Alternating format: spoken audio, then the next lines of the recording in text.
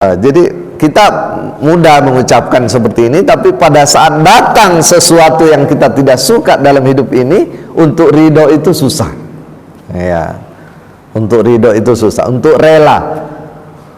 rela mengalami kehidupan yang kita tidak suka itu tidak gampang. Kata Ibnu Qayyim Al-Jauziyah, ya kata kita juga lah. Kita semua mungkin pernah mengalami dan pasti akan mengalami hal-hal yang kita tidak sukai.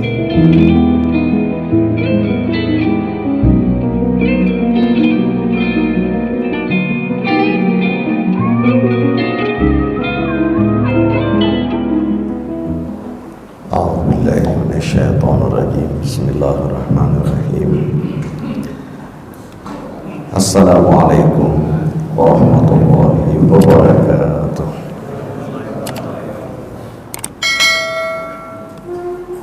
Alhamdulillahi rabbil alamin, bari'il khalaqi ajma'in. Wassalatu wassalamu ala rasulina Muhammadin wa ala alihi wa sahbihi ajma'in. Amma ba'du. Bapak, ibu-ibu, jamaah salat subuh yang berbahagia, hamdan wa syukran lillah Rabbuna wa Rabbu abainal awwalin. Kita bersyukur dan berterima kasih sedalam-dalamnya kepada Allah Subhanahu wa taala. Pagi ini kita semua dalam keadaan sehat walafiat insyaallah. Kita datang ke masjid yang kita cintai ini dengan niat untuk menjalankan ibadah, sholat subuh, kemudian kita lanjutkan dengan niat untuk talabul ilm, untuk memperdalam pengetahuan dan pemahaman kita tentang ilmu-ilmu Islam. Yang setiap bulan pada akhir pekan keempat, kalau saya nggak salah ya jadwal saya, kita khusus mengkaji buku Madarijus Salikin. Ini buku tentang ilmu akhlak yang dikarang oleh salah seorang ulama besar yang bernama Ibnu Qayyim Al-Jauziyah. Ibnu Qayyim Al-Jauziyah ini adalah murid dari Ibnu Taimiyah.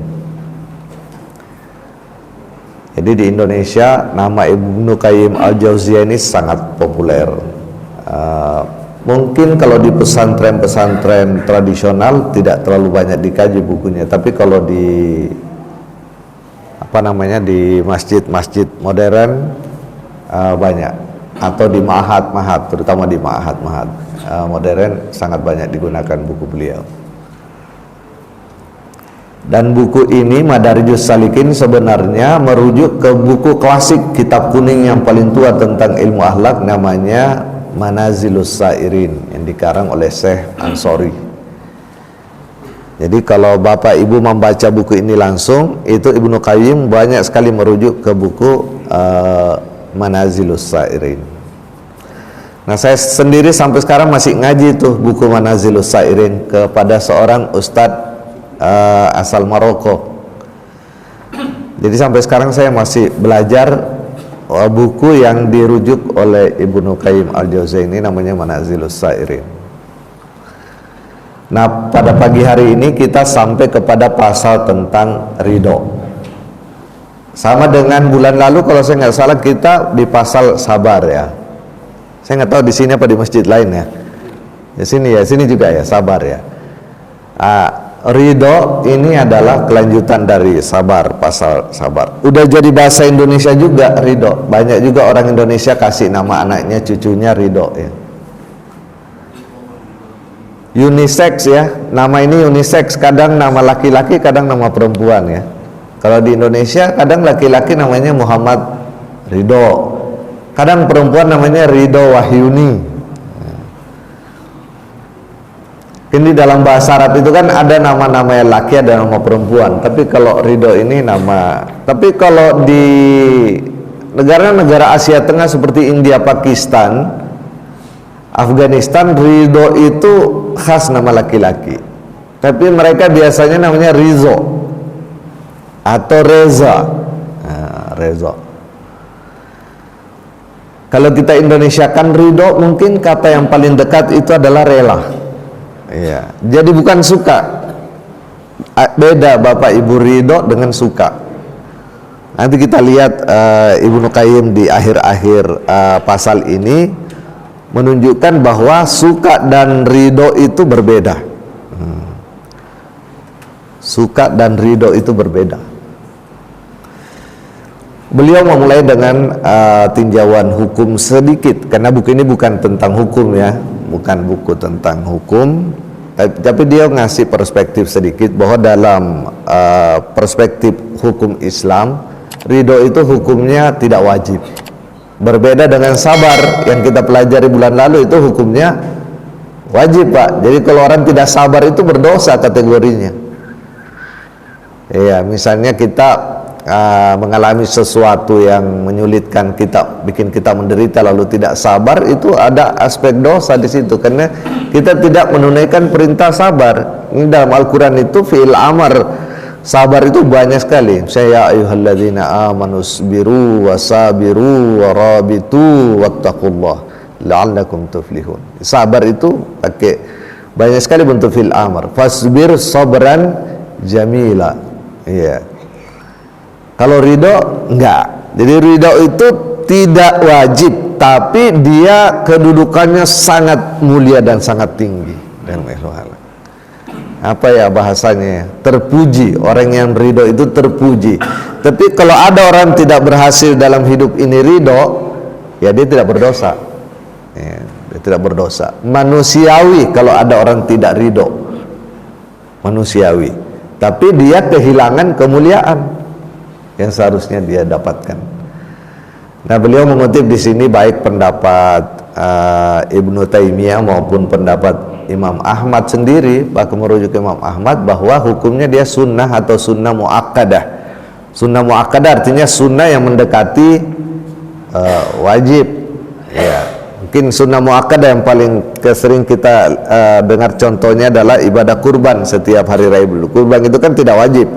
Dia sunat tapi sunnah yang mendekati wajib. Nah, kira-kira ridho secara aspek hukum seperti itu. Ada 3 pendapat ridho para ulama dari segi apakah ridho itu bisa kita upayakan atau tidak.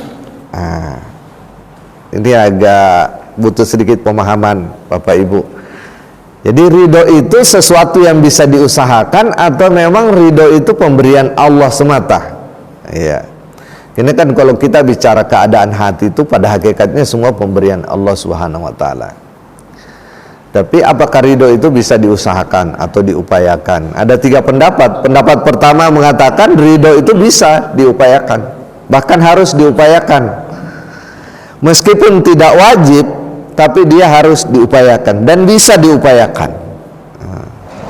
Kalau sabar emang harus diupayakan. Kalau sabar, semua yang diwajibkan itu pasti bisa diupayakan. Dan tidak nunggu ikhlas ridho orang kalau kewajiban Pak. Ada udah sholat asar belum? Udah hampir sampai maghrib nih, udah mau masuk maghrib belum sholat asar. Rasanya belum ridho saya sholat asar, nggak bisa. Karena wajib Pak. Sholat asar wajib ya, mau kita ridho atau tidak menerima perintah sholat asar ya harus sholat asar kalau sudah waktunya sudah mau habis. Nah, tapi kalau ridho tidak seperti itu. Nah, menurut ulama golongan pertama ini ridho itu bisa kita upayakan. Kalau yang kedua, pendapat kedua enggak bisa diupayakan hamba. Mau gimananya kita mau ridho kalau Allah belum kasih, nggak bisa ridho. Iya. Jadi Allah lah yang tahu siapa orang yang pantas dikasih hatian ridho atau tidak. Itu pendapat yang kedua. Nah, pendapat yang ketiga itu gabungin. Jadi menurut ini yang pendapat yang ketiga, ridho itu diusahakannya di awal, nanti di akhir itu udah bukan usaha kita, itu sudah pemberian dari Allah Subhanahu wa taala. Iya.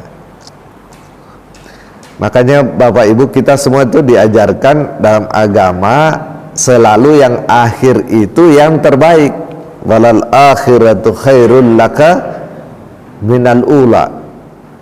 Jadi dalam beragama itu selalu kita diajarkan itu hasil lebih baik daripada awal. Iya. Jadi lebih bagus bersusah-susah di awal, yang penting hasilnya baik. Daripada enak di awal hasilnya nggak baik. Nah, hasil itu adalah pemberian dari Allah Subhanahu wa taala. Jadi bukan lagi secara langsung usaha yang kita lakukan itu mendapatkan. Sebenarnya dalam hukum materi juga begitu ya. Kalau tubuh kita ini, misalnya kalau kita pola hidup kita sehat, nanti ketika tua pasti tubuh memberikan hasil yang enak. Tapi kalau orang pola hidupnya dari muda tidak sehat, dia mungkin merokok, minum alkohol, tidurnya begadang. Nah, nanti kalau sudah tua, dia tidak bisa lagi usahakan itu tubuh menjadi baik. Karena tubuh sudah automatically memberikan hasil yang buruk kepada dirinya.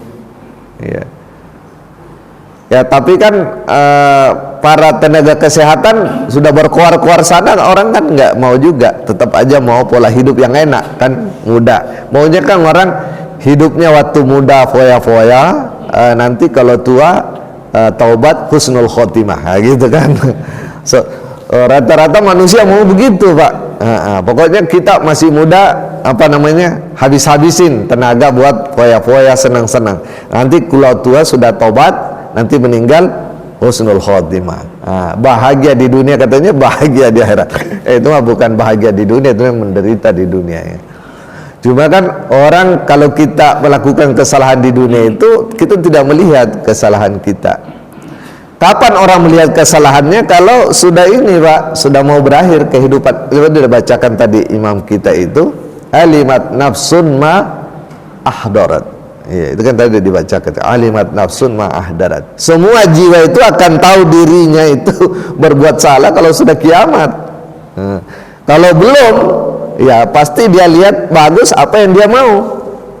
Jadi persoalan paling besar manusia di dunia ini adalah dia selalu melihat baik apa yang dia mau. Tidak objektif. Bahkan dengar ceramah pun kalau ustadznya sesuai keinginannya, bagus nih ustadz nih, kebetulan sesuai keinginannya. Kalau dia tidak sesuai keinginannya, ini dipertanyakan ini Pak Ustadz ini. Nah, itu manusia seperti itu. Yang benar adalah kita objektif. Jadi kalau itu benar kita akui benar, kalau salah ya kita akui salah. Jadi Bapak Ibu, agama mengajarkan semua kebaikan itu adanya nanti di hasil di akhirat. Walal akhiratu khairul laka minal ula. Tapi manusia bal tu'thirunal hayatad dunya.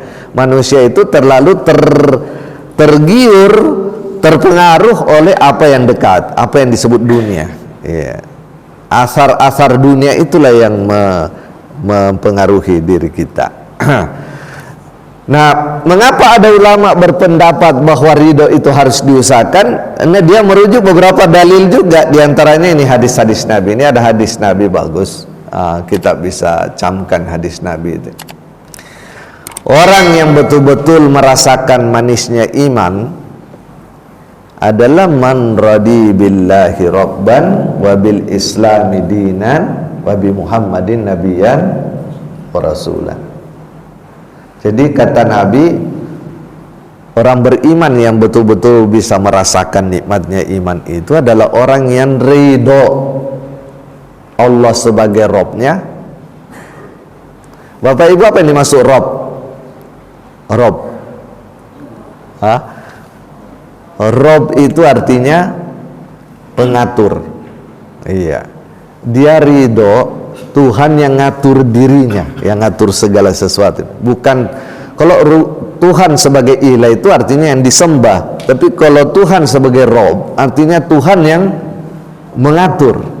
Iya, mengatur kalau subuh orang harus sholat, kalau asar orang harus sholat, kalau maghrib orang harus sholat. Iya, kalau bulan Ramadan orang harus puasa.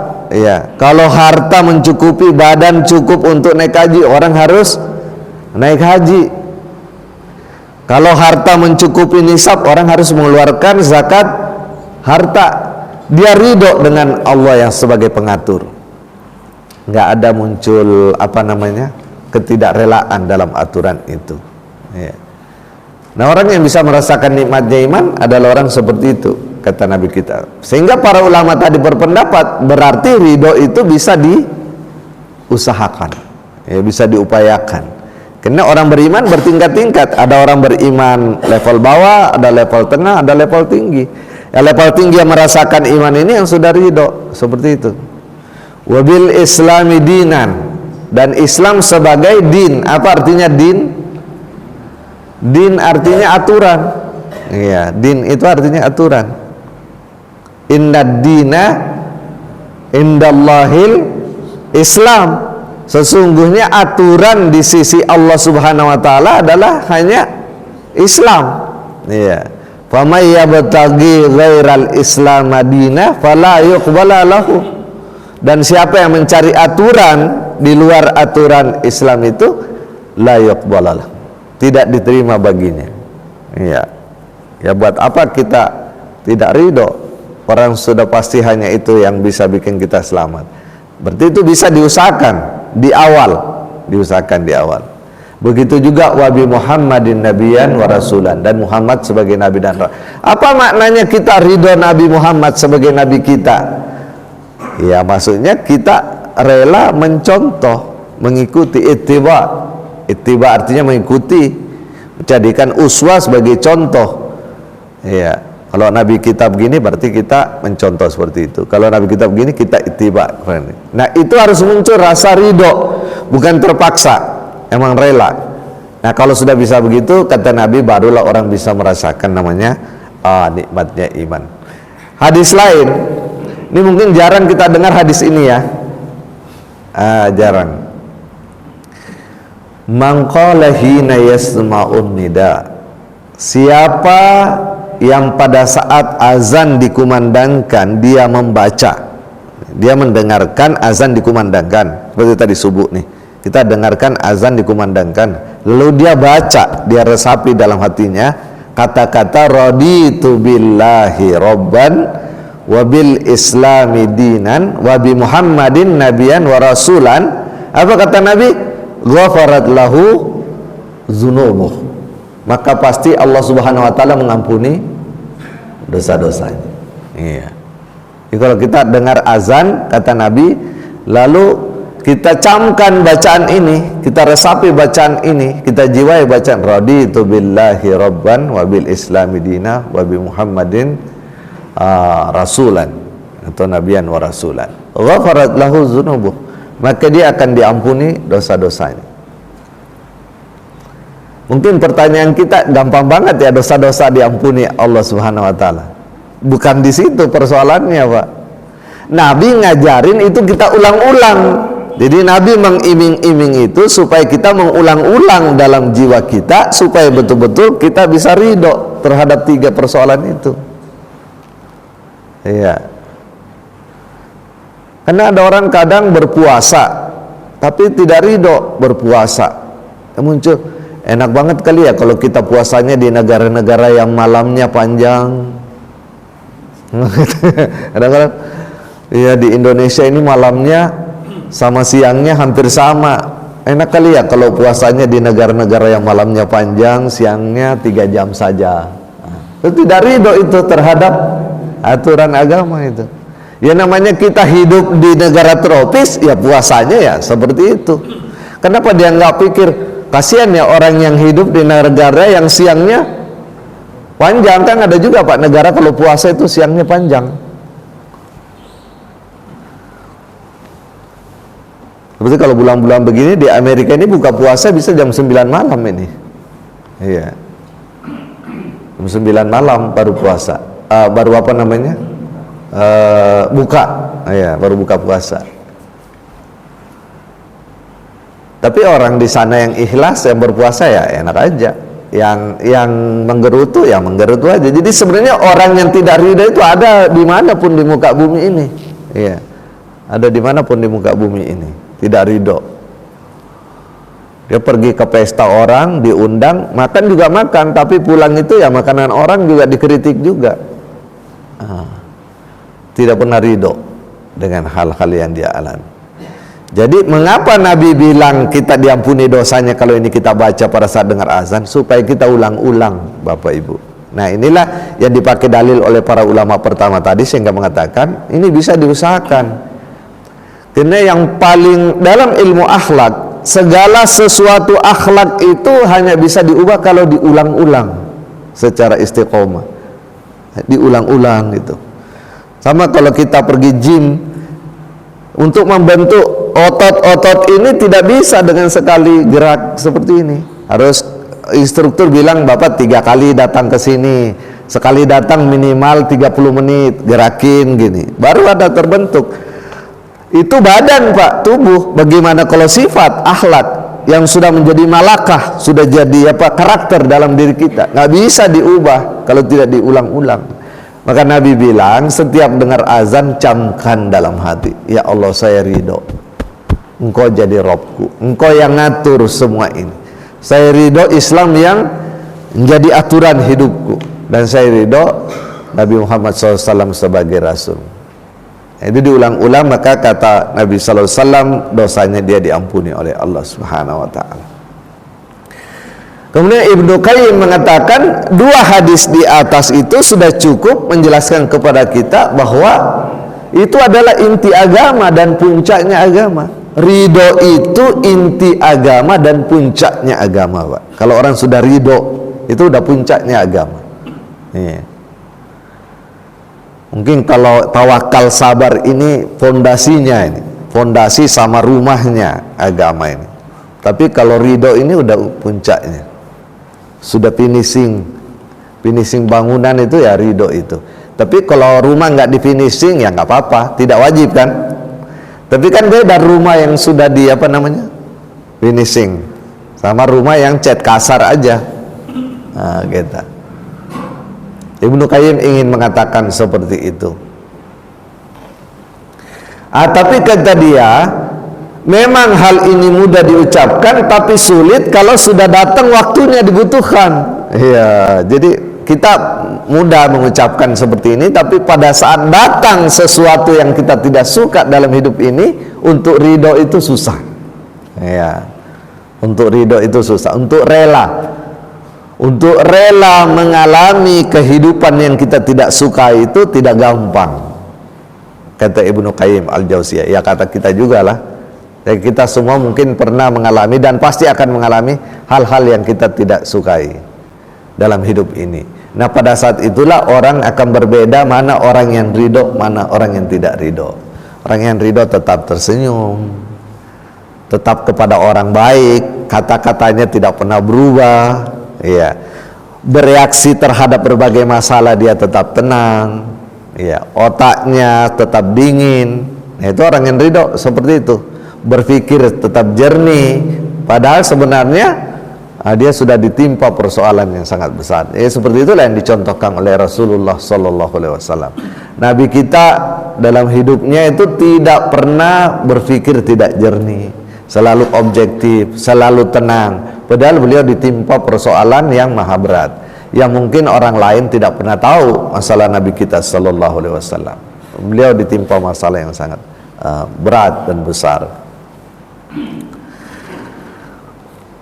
Yang pasti kata Ibnu Qayyim Al-Jauzi, ridho itu sesuatu yang bisa diupayakan atau ditilik, dilihat dari sebabnya, dan dia adalah pemberian jika dilihat dari hakikatnya. Jadi memang begitu Bapak Ibu, semua asbab di muka bumi ini itu harus manusia yang mengusahakan, tapi semua hasil itu Allah yang menentukan.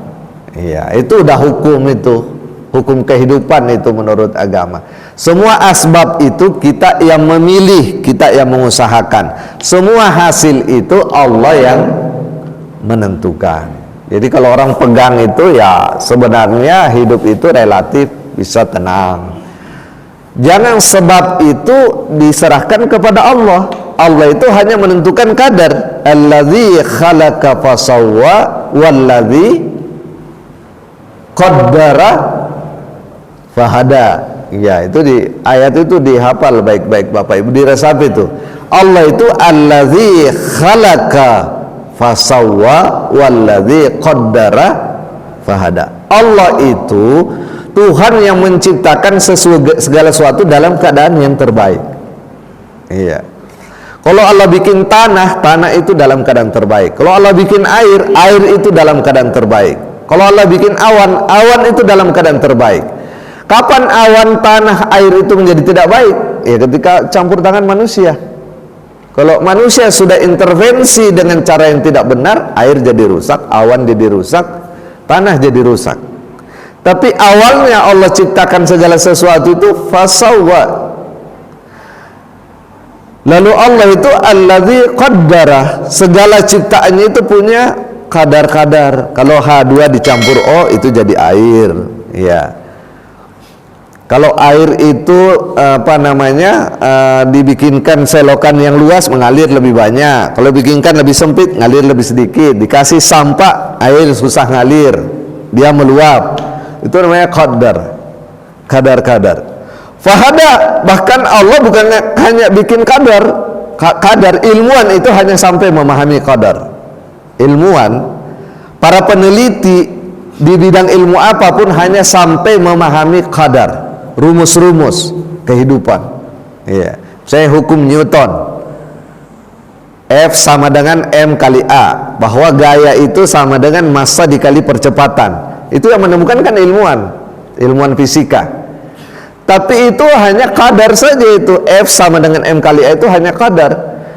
Ilmuwan tidak sampai kepada pedoman, petunjuk hidup. Nah itu Allah kasih fahada. Nah jadi kalau ilmuwan mau selamat, mesti dia ambil juga hidayah yang di Allah Subhanahu wa taala berikan itu. Ihbitu minha jami'an fa inna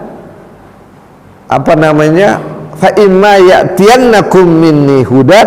Ya, waktu Adam diturunkan ke bumi ini, Allah Subhanahu wa taala mengatakan fa imma ya'tiyannakum minni hudan. Kalau kamu sudah di bumi nanti, lalu ada hudan aku turunkan kepada kalian, ya ikuti hudan itu. Fala khaufun alaihim wa lahum yahzanun. Kalau orang ikut hidayah Allah, dia akan selamat. Nah, tapi umumnya ilmuwan di dunia ini tidak sampai kepada hudan, dia hanya sampai kepada qadar. Padahal Allah tadi alladzi khalaqa fasawwa walladzi qaddara fahada. Nah, jadi Bapak Ibu jemaah sekalian berbahagia, ini rumus umum yang ada dalam agama seperti itu. Asbab itu bagian kita yang milih sebab yang upayakan, hasil itu Allah yang menentukan, termasuk ridho. Jadi sekarang kalau ada orang kurang ridho hidupnya, bisa dibayangkan dia asbabnya itu yang tidak optimal, usahanya yang tidak optimal, keinginannya untuk ridho itu yang tidak maksimal. Tapi karena sulitnya mendapatkan ridho ini, maka Allah tidak mewajibkannya. Ya betul. Jadi tidak wajib, betul tidak wajib. Bapak Ibu merasa, aduh saya ini bagaimana nanti di akhirat ya, saya masih kurang ridho hidup ini. Ya nggak masalah Pak, kan nggak wajib. Cuma ya kurang mulia. Iya. Nanti di akhirat orang ridho itu beda kendaraannya, beda tempat tinggalnya, beda rumahnya, beda pakaiannya. Iya. Baru kita bilang, kenapa dulu saya nggak usahakan juga dulu ridho ya? Padahal ridho bisa diusahakan di awal. Kalau kita rujukkan ketiga pendapat tadi ini. Kan hari akhirat itu disebut dengan yaumul hasrat, ya, hari di mana orang menyesal Pak. Hari akhirat itu adalah hari, salah satu namanya hari akhirat adalah hari penyesalan. Kenapa orang menyesal di akhirat? Kira-kira Bapak Ibu kita bayangkan, kenapa orang itu semuanya menyesal di akhirat? Karena di akhirat itu orang baru sadar bahwa yang dia tidak lakukan adalah sesuatu yang gampang dia lakukan. Kalau kita tidak melakukan apa yang sulit kita lakukan, itu nggak nyesel Pak, nggak nyesel. Akhirat itu kenapa orang semua menyesal? Karena dia baru sadar ternyata yang dia tidak lakukan dan dia paling butuhkan saat itu, paling inginkan adalah sesuatu yang dulu di dunia sangat gampang dia lakukan gitu. Makanya orang menyesal. Namanya yaumul hasrat, Hari penyesalan. Hari penyesalan adalah hari ketika orang sadar, kenapa dulu saya tidak lakukan apa yang gampang sekali mestinya dilakukan. Kalau itu sulit, kita tidak menyesal. Kalau itu sulit, tidak ada penyesalan. Namanya juga sulit, apalagi tidak bisa dilakukan. Gak ada orang yang menyesal karena dia tidak melakukan apa yang dia tidak bisa lakukan. Iya, dia bisa lakukan. Ya, anak kita mestinya kita kasih fasilitas, dia kuliah, belajar, bisa kita lakukan. Suatu waktu kita udah tua, ternyata anak kita gagal dalam pendidikan, baru kita menyesal. Dulu kan saya punya uang bisa ini, menyesal. Tapi ketika kita tua, kita tahu memang dulu saya tidak bisa, saya tidak punya kemampuan untuk memberi uang, kan nggak menyesal. Kita nggak nyesal. Nah, itulah Bapak Ibu jemaah sekalian berbahagia, logika-logika Al-Quran diajarkan kepada manusia supaya berpikir. Qalilan ma tashkurun. Sayang sekali sedikit sekali manusia yang berpikir. Karena ridho itu pintu Allah yang paling besar. Dia adalah surga dunia. Ridho ini surga dunia loh Pak, kata Ibnu Qayyim. Benar saya kira ya, ridho itu surga dunia. Karena orang yang ridho di dunia itu pasti bahagia. Kan orang yang tidak bahagia itu orang yang tidak ridho sebenarnya. Kenapa orang yang tidak ridho tidak bahagia? Karena ada komplain lah, ya, nyesal lah, menyalahkan orang lah, cari kambing hitam. Nah, orang yang tidak ridho seperti itu hidup di dunia. Kehidupan orang-orang yang mencintai. Jadi orang yang ridho itu pasti muncul cinta. Orang yang ridho pasti muncul cinta dalam dirinya. Dia memancarkan cinta, sayang kepada anak kecil, hormat kepada orang tua. Orang yang ridho pasti muncul seperti itu. Dan kenikmatan orang yang beribadah. Orang yang ridho pasti nikmat kalau beribadah. Orang yang tidak ridho, ya ibadahnya standar Pak, standar. Mungkin khusyuk tapi tidak nikmat. Nah, orang yang ridho ibadahnya khusyuk dan nikmat. Karena dia menikmati itu. Dia menikmati, dia ridho dengan ibadahnya.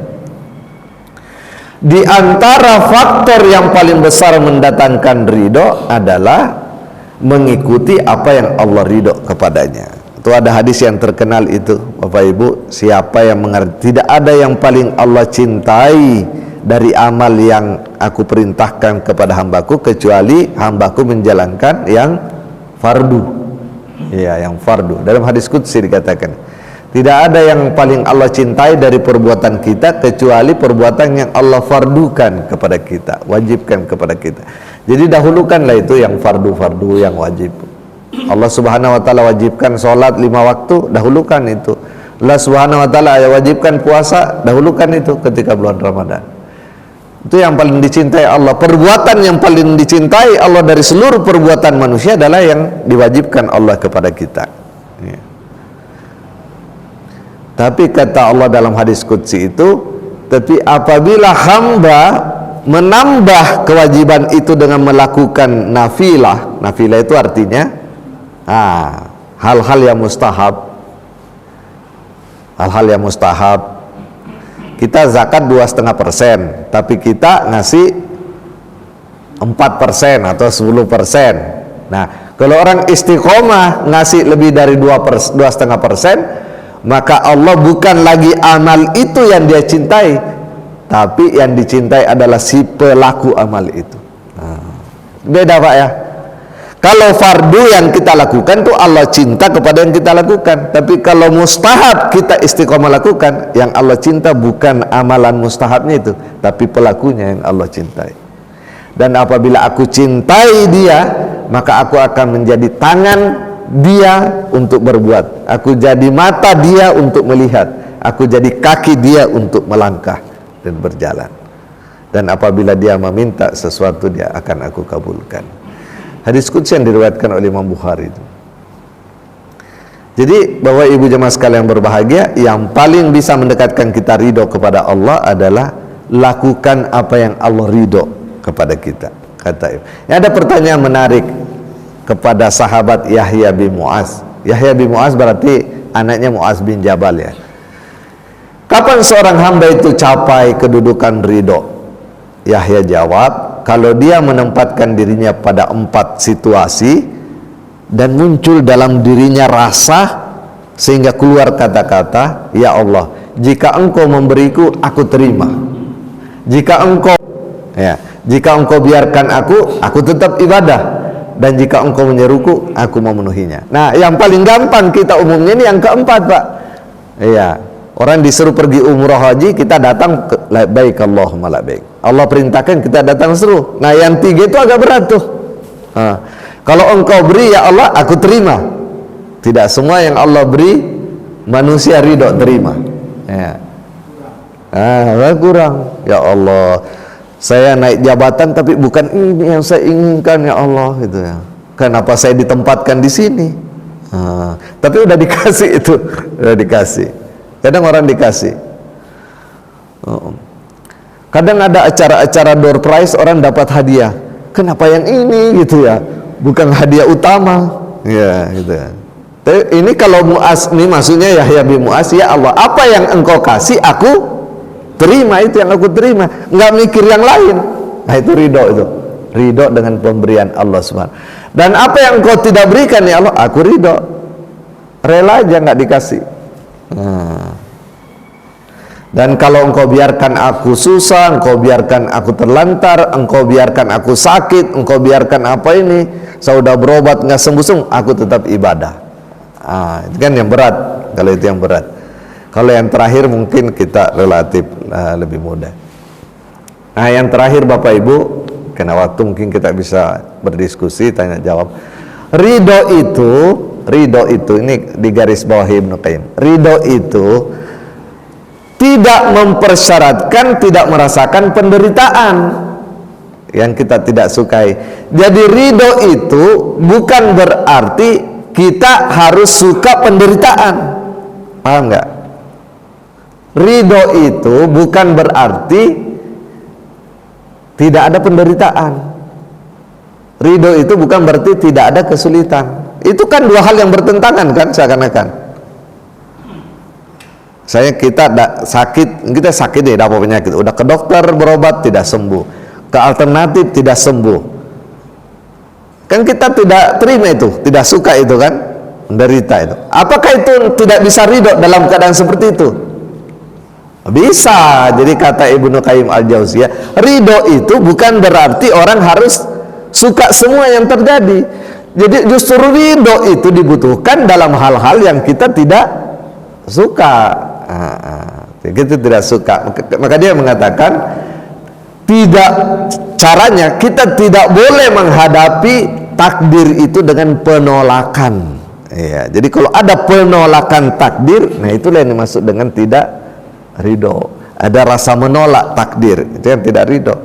Tapi kalau kita menerima itu takdir, padahal kita tidak suka itu, kita tidak suka, nah itu udah ridho sebenarnya. Kita rela terima itu dari Allah Subhanahu Wa Taala, nah itu ridho. Padahal kita tidak suka, ya, kita tidak suka. Karena kalau orang hidup mau banding-bandingin, Pak, itu selalu muncul tidak ridho itu. Misalnya kita naik pesawat, kita udah naik pesawat, udah bayar mahal tiket misalnya ini, naik tempat duduk enak gitu ya. Udah langsung diminta mau makan apa gitu, tiba-tiba kita lihat kelas eksekutif, dia lebih enak, muncul lagi tuh, kenapa saya nggak di situ ya, gitu. Itu yang dimaksud tidak ridho, itu tidak ridho, itu dimaksud tidak ridho itu.